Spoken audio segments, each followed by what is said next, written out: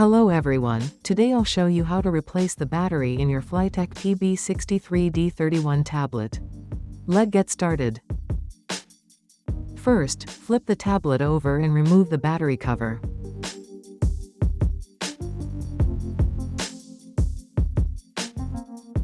Carefully take out the old battery and replace it with the Sino CS-TDA800SL battery, ensuring it is positioned correctly. Once the new battery is in place, securely close the battery cover.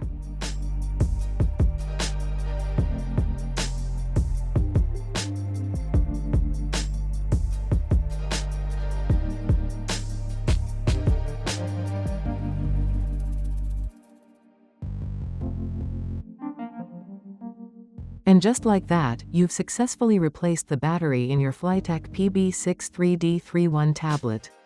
Thanks for watching.